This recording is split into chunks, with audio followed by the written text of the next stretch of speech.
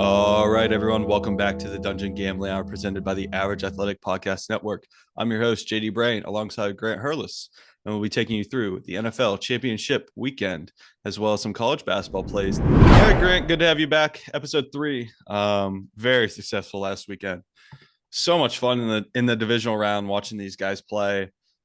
This week we got a loaded slate, a couple of juggernauts going after it. Actually, 3 of the 4 teams from last year's conference championship weekend are appearing this year. We're going to open up with 49ers at Eagles on Sunday. Eagles right now are at minus 2.5. The over-under is at 46.5 points. If you are interested in the money line, Philadelphia is minus 148, and the 49ers are plus 126.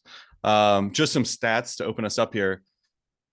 Philadelphia led the NFL in passing defense during the regular season, while the 49ers actually led the league in scoring defense with 16.3 points per game. Philadelphia is 6-2 against the spread in their last 8 playoff games. 49ers are 8-1 against the spread in their last 10 contests following a straight up victory.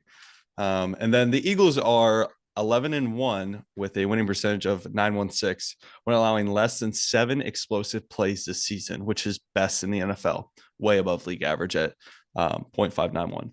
So it seems like if the 49ers are able to exploit this very prolific pass defense for the Eagles, that's going to be kind of like their only way to victory. And I will say, on the other side of that, they have a good game from McCaffrey and on the ground with Mitchell. I know both those guys got dinged up last week. It's going to seem like this is kind of a back and forth game. I mean, the spreads, when you get down to this point, they're too close. I mean, let's be honest, these games are basically coin flips all the way around. What do you think about this game? What do you make of this spread? And are you willing to lay 2.5 for the Eagles? I'm not sure yet as far as Eagles. I'm not sold on them against this really, really good 49ers defense. I think you're going to see Jalen Hurts dumping the ball off real quick against this pass rush from the Niners. And this is a good back end on the Niners too. So I really, really like the Niners in this situation. Brock Purdy, we keep questioning him. Every week, is this the week where he shows, he's not the guy, but he keeps coming through week in, week out. I think this is a game where Shanahan gets Debo going. McCaffrey, like you said, banged up. Mitchell banged up, both on the injury list. Both probable to play. Mitchell's already said he's playing this week, so we know Mitchell's good to go. And McCaffrey, I don't see him sitting out of a NFC Championship game. So I think Shanahan's going to get this offense flowing. Like you said, a very good Eagles pass defense. So is this a game Brock Purdy folds? I don't see it. I think Vegas has got these lines right. I think it's going to be a very, very close game. I mean, you're at the cream of the crop now. You got 4 teams left, so these spreads are about as close as they can get. They're almost all pick 'em games. I'm not sure yet. I actually like the total in this game. I like an under. I see this as a game where, it's bend but don't break. A lot of field goals I probably see in this one, but I'm not sure if I'm willing to take the spread on really either side just yet. Yeah, that's kind of where I'm at as well. And it's trying to focus in on how well are these defenses going to show up, and is this going to be the Brock Purdy detonation game? He's done well so far through 7 games, been really prolific passing the ball and making really good decisions. But I mean, we saw a little bit of that inexperience last week against Dallas. Like, let's just be frank, he did not play that well. And neither offensive played very well. I mean, multiple attempts at the red zone. Obviously, Maher with his struggles, they couldn't really trust him early on in that game getting 3 points. And so it kind of forced the Cowboys' hand to go for some 4th and shorts, some 4th and mediums. And I don't know. I like the under here too. In my eyes, in my best estimation, I mean, the Cowboys and the Eagles are pretty similar offensively. So last week, I don't know, what was the total, Grant, or what was the score? 16-12, something like that. I can't really remember. And so, I mean, that total is going way under this week. And I don't, the nice thing about defense is defense carries, it's not like you have to have your best stuff to really go out there and shut a team down. Defense in every sport, basketball and football, every sport, defense carries. And that's one thing that you can always control is how hard and what the effort levels is that you're putting forth on the defensive effort. And I think both these teams are going to show up. I don't really see this as a blowout game. It's going to be close, field goal game, and I like the under here too. I'm just, if I'm a better, I'm staying away from the spread. It's too close either way. If this game gets to -3, it might be all right to take Niners and hope for a push, but um, maybe if you're a better, try to get creative, do a little tease a few plays around this weekend, maybe circle in on some player props, and I think you'll be all right. But let's hone in on the under for right now. All right, we're gonna go Bengals, Chiefs.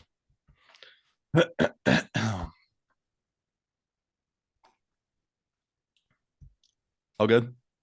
Yeah, ready to go. Yeah, here we go. 3, 2, 1.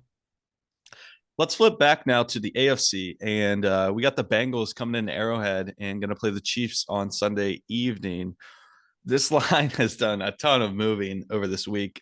Chiefs opened up at -2.5, and then it moved all the way over to Bengals. We're now favored by 1, and settling today on Friday morning. Kansas City's -1.5. Over-unders at 47.5 points. Chiefs are -124 on the money line, and the Bengals at +106. So coming into this game and trying to unpack everything that we know, Cincinnati's done nothing but cover over their last 10. They're 8-1-1 against the spread, and Kansas City, they can't buy one against the spread. They're 2-7-1. The Bengals have been really good in the postseason, 5-1-1 against the spread in their past 7. And yeah, I just really think that Cincinnati is going to have to lean on their run game a lot, like they did last week, which is something that I'll talk about more in depth on the six pack. But I really like Joe Mixon in this game and Samaje Perine to establish the run game, because I think that to our point about defenses, running game carries well too. And I'm a little concerned about Mahomes. Yes, it is a high ankle sprain, but you got to wonder how much is that affecting his mobility. This game is so close, man, and it's going to be fun. Obviously, a rematch of last year. Kansas City's defense has been extremely strong in the second half of the season as well, but still they rank bottom third in EPA allowed per handoff, and they're 23rd in run defense as well. So they have trouble stopping the run, and that's always been like the Kansas City knack for like the past 4 or 5 years that they made these deep runs. Is like, I remember like when Brady went to Arrowhead in, what was it, 2019 or 2018? I can't really remember. And they leaned on Burkhead and White, and they just dismantled the Chiefs defense. And even the Super Bowl year, I should say the year they lost in Super Bowl to the Bucks, I mean, they were just getting ran all over by Fournette and all these guys. And I know like all of these runs, it's always been like the Chiefs defense has been a laughing stock. And I think it kind of continues here. But I don't know, Grant, what do you think about this game? Yeah, I think the bookies, opened up this week with the expectation that Mahomes' injury was a little bit worse than it actually was. I know we also saw him at the press conference, probably gritting through his teeth, walking off the stage there, acting like it really didn't hurt. But high ankle sprains are really nothing to nothing to joke about. They can definitely affect his play. He's one of those guys that scrambles a lot out of the pocket, makes those quick cuts as a quarterback. It's definitely going to affect his throws off his back foot. So I think the bookies expected that Mahomes wasn't going to be, 100%. However, I think this is a game, I think it's a game that is close. Definitely. I think the line is correct on it.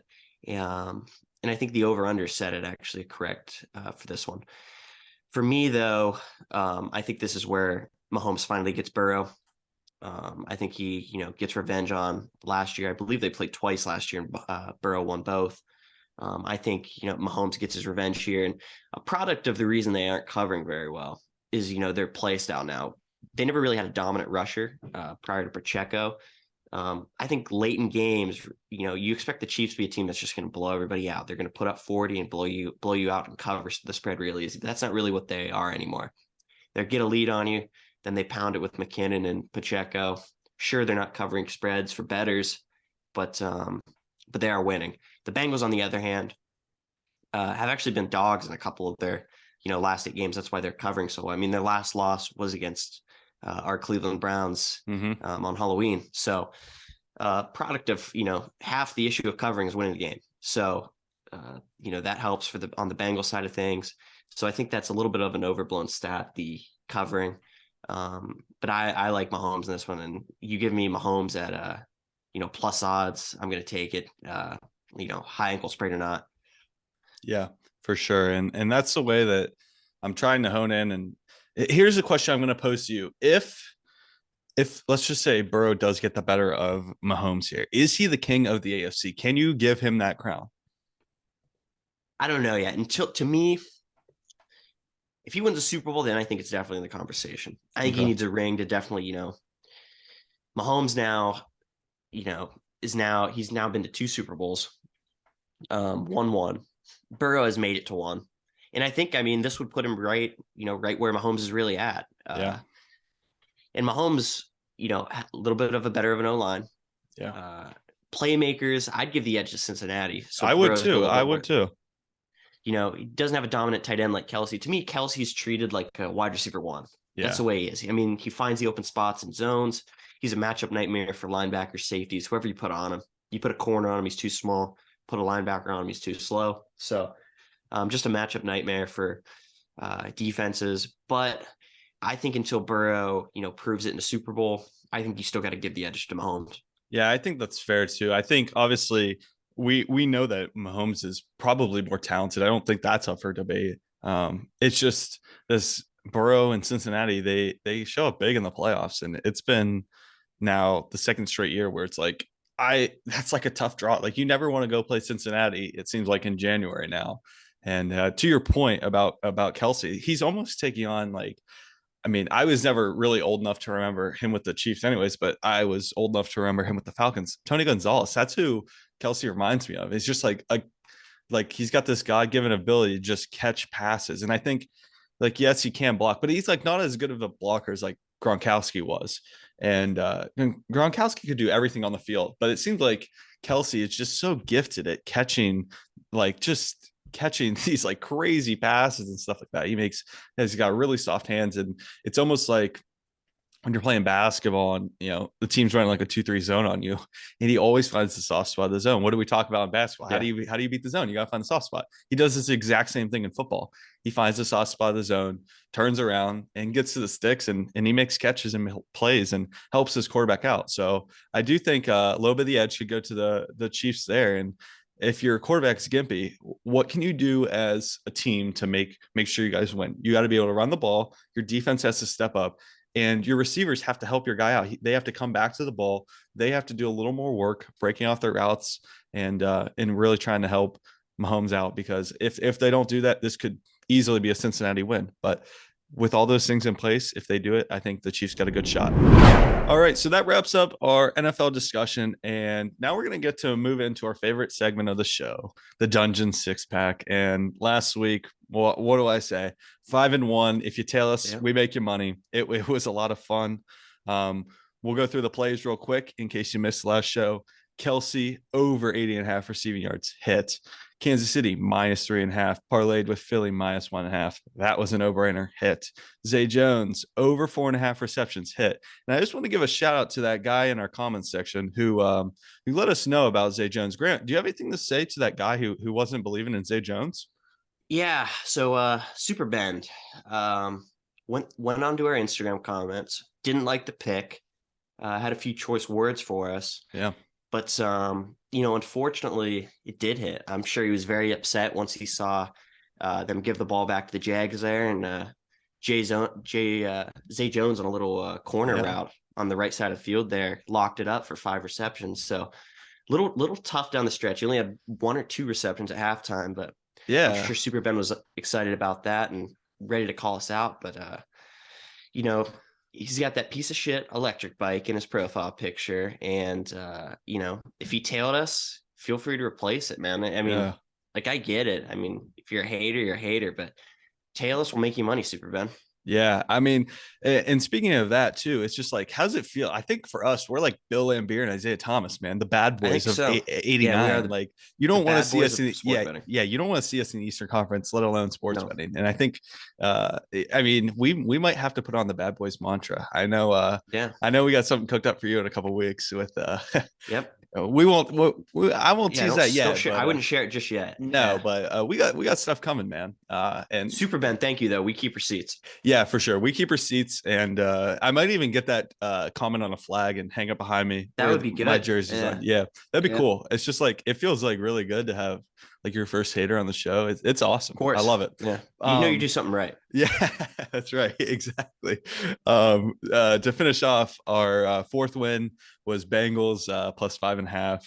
And then we had Niners money line, which cashed. The only loss we had was Giants plus 7.5, which that was just an abomination of a game. Yeah. 5-1 on the night overall, 9-3.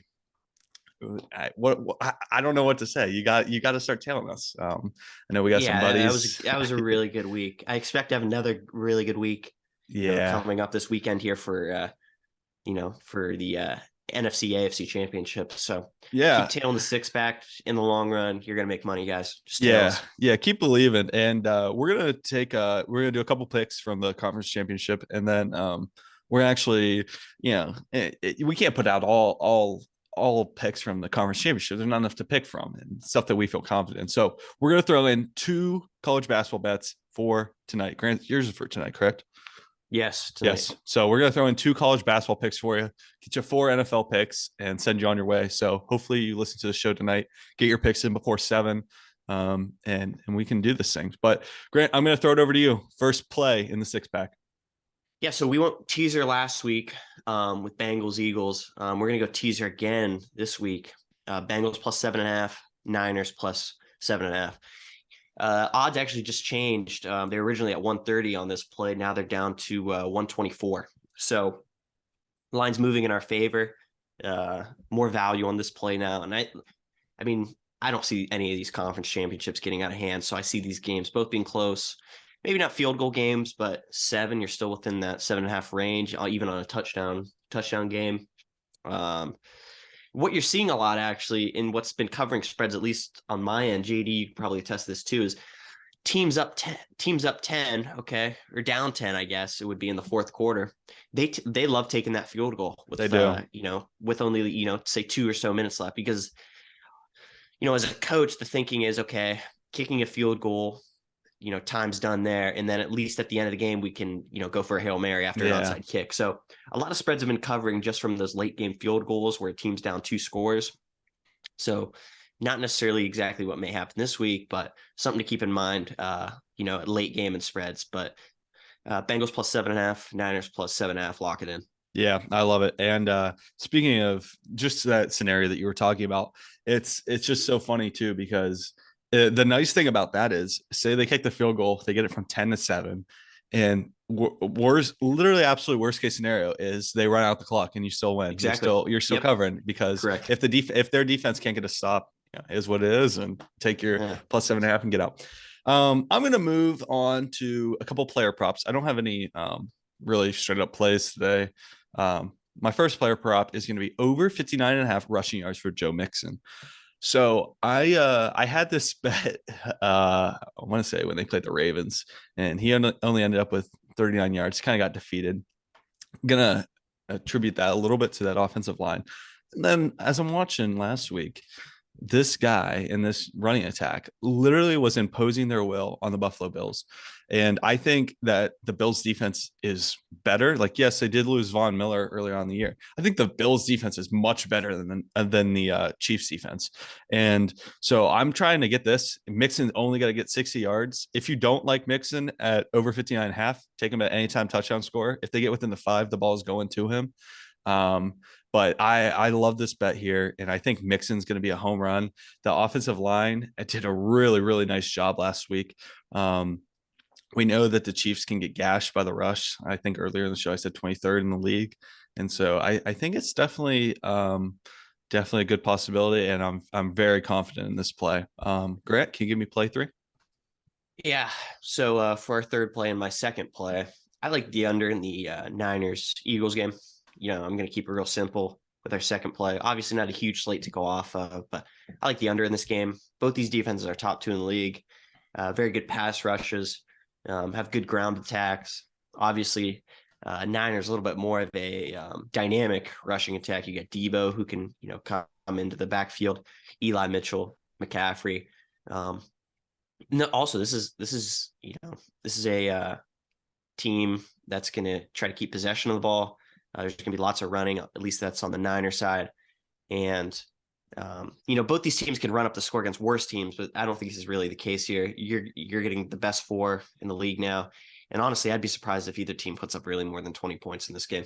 Yeah. I love that bet. And I think you're spot on with the total there, and just really circling that in. These guys defensively are so good on both sides, or on both teams are so good, and they've proven it all season long. I'm gonna move now. Actually, I'm staying in that same game. I'm not moving yet. Staying in that same game. I'm gonna go over 46.5 receiving yards for George Kittle.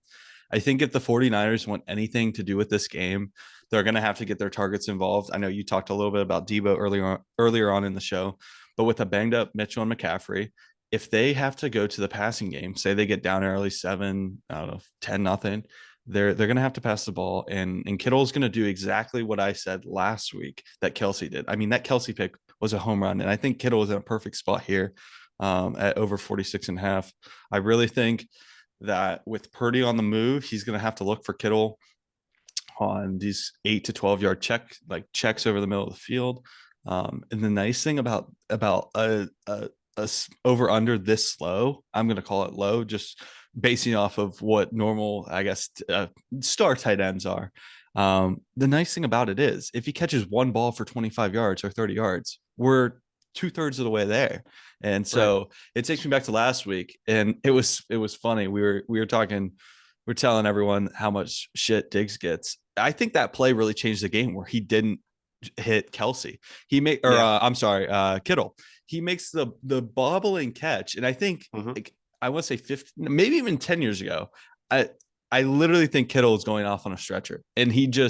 that's just how much the game's changed. It's a ball over the middle, and he has no control over it, Mm-hmm. and he whiffs on the hit. And I don't know if that's because he's concerned about, which I'm going to get on record. Like, I'm glad he's not in the hospital. Like, glad he didn't get hurt. But I think that's how football's changed. If you're in the AFC North and like that happens 15 years ago, Paul Malu or Ed Reed, you're getting killed over the middle of the field. It's like, Yeah. it's a brutal scene for you. And Mm-hmm. so I thought that was funny. I just want to talk about that. But so like on a pass like that, I want to say that was for what? That was for another 30 yards. So I think this is a lock, and I love this pick for the weekend. Looking forward to seeing how it hits. But Grant, take me into your fifth pick. All right. So college basketball, for these listeners, kind of my specialty as far as betting. Love doing NFL, love watching it, but college basketball is where my money's made. So for my third play tonight, I'm going to go with the St. Louis Billikens money line. This line's moving. Actually, the line is moving towards St. Louis. Opened up at minus half a point, then moved to minus 1.5 points, and now it's up to minus 2.5 points. So I would just jump on the money line here.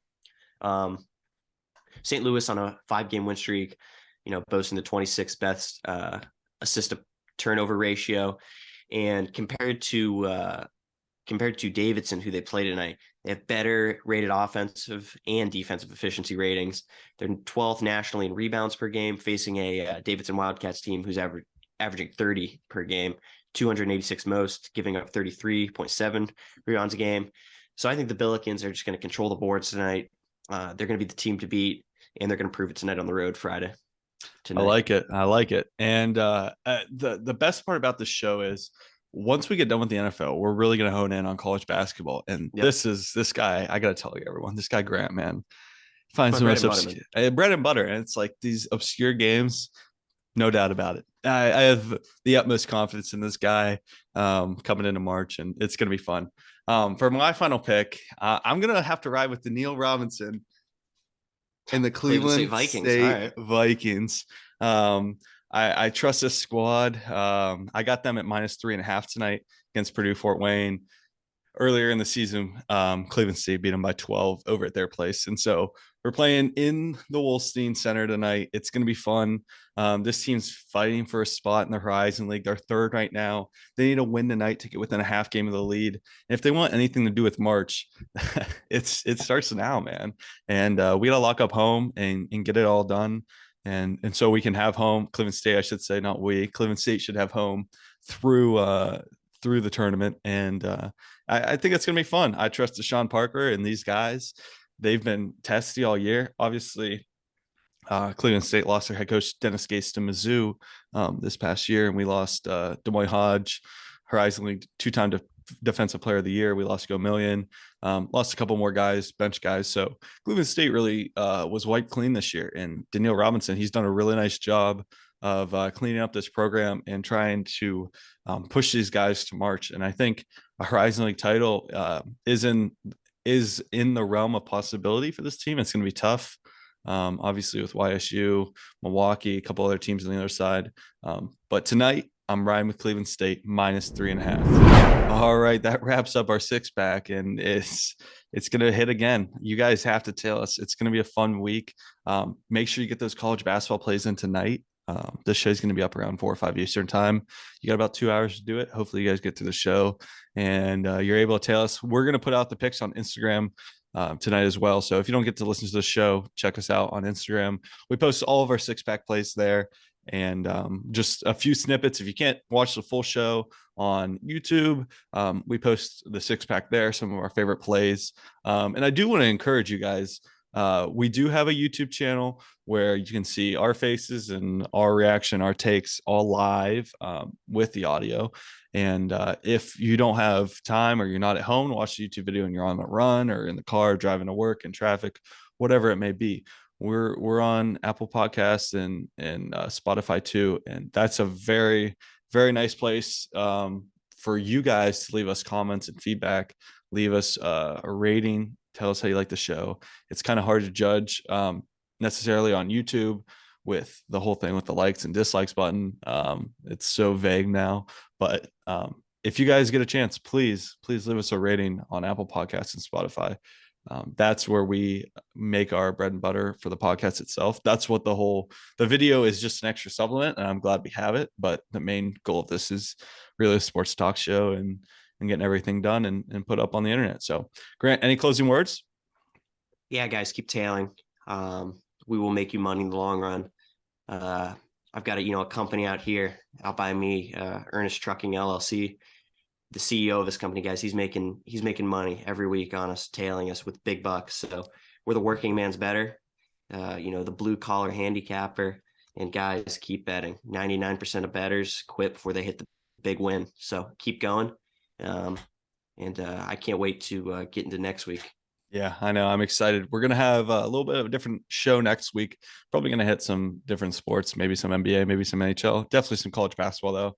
Obviously, who knows? Maybe we'll throw in a little Pro Bowl flag football bet. I don't know, Grant. Yeah. We'll have to see. Maybe. Yeah, but thank you for coming on, Grant. It's been a great time again, great show, and really looking forward to seeing everyone. Please, like I said, Apple Podcasts, Spotify, YouTube, hit us up. Let us know what you think. Until next time, we'll see you guys. Peace.